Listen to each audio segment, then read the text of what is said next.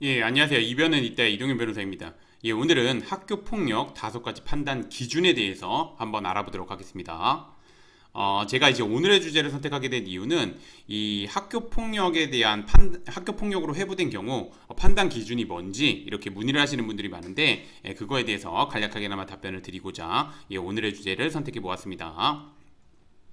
우선 들어가기 앞서 학교 폭력의 개념을 보게 되면 학교 폭력은 학교 내외에서 학생을 대상으로 발생한 상해, 폭행, 감금, 협박, 약취유인, 명예훼손, 모욕, 공갈, 강요, 강제적 심부름 및 성폭력, 따돌림, 사이버 따돌림, 정보통신망을 이용한 음란 폭력 정보 등에 의하여 피해 학생에게 신체, 정신 또는 재산상의 피해를 수반하는 행위를 의미합니다. 요거 잘 알아두셔야 됩니다.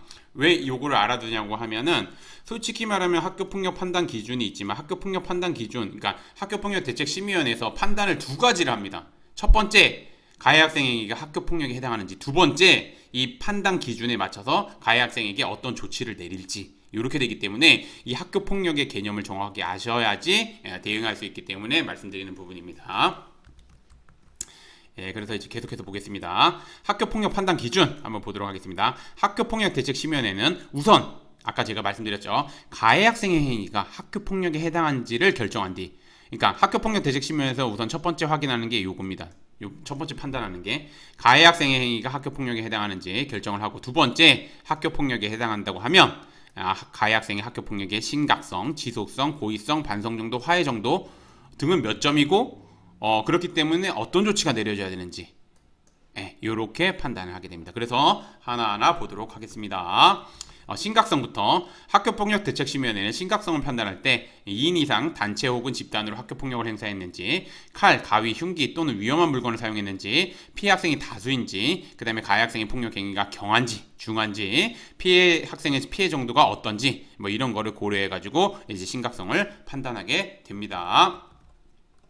지속성 보겠습니다. 지속성을 판단할 때에는 가해 학생이 피해 학생에게 학교 폭력을 행사한 횟수, 그 다음에 가해 학생이 피해 학생에게 학교 폭력을 행사한 기간, 이런 거를 종합적으로 고려하게 됩니다. 그 다음에 이제 고의성을 보게 되면 학교 폭력이 우발적으로 발생했는지 아니면 계획적으로 발생했는지, 그 다음에 피해 학생이 거부했음에도 불구하고 계속해서 학교 폭력을 행사했는지, 그 다음에 선생님의 지도에도 불구하고 계속해서 학교 폭력을 행사했는지, 이런 거를 종합적으로 고려하게 됩니다.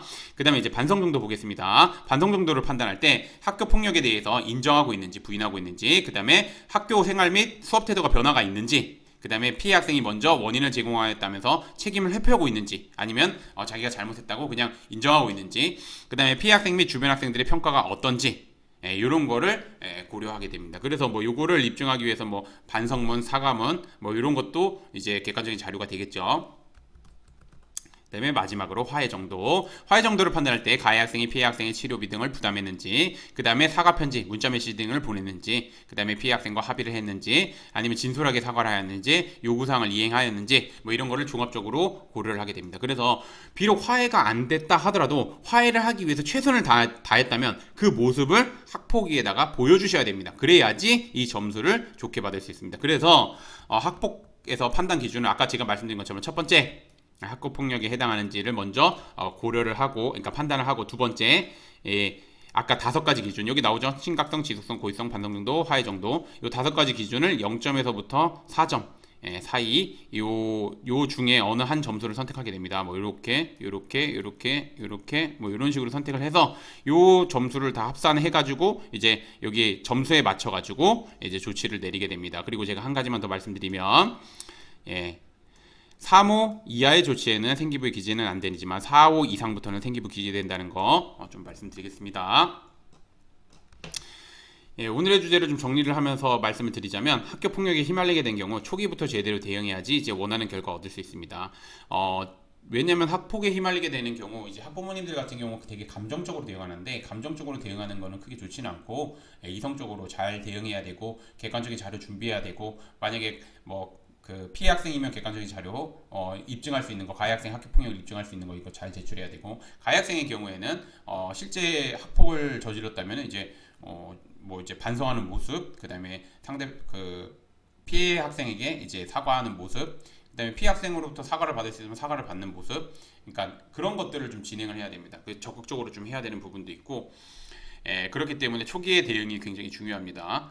그래서 그거 잘 알아주셨으면 좋겠고, 그래서 뭐 제가 좀 말씀드리고자 하는 건 뭐냐면, 학교 폭력에 휘말리게 된 경우에는 이제 혼자서 대응하시기보다는 변호사님 도움 받을 필요가 있고, 변호사님 도움 받을 때는 변호사님 두 가지 요건 확인하셔야 됩니다. 첫 번째, 변호사님이 대한변협에 학교폭력 전문 변호사로 등록이 되어 있는지, 요거 전국에 저 포함해가지고 10몇 명밖에 안 됩니다. 그래서 이거 꼭 확인하셔야 되고, 두 번째, 현재 학교폭력대책심의위원회 위원으로 활동하고 있는지, 이 두 가지 꼭 확인하셔서 요 요건 충족하시는 변호사님 도움을 받으시면 아마 사건을 진행하는데 조금 더 수월할 것입니다.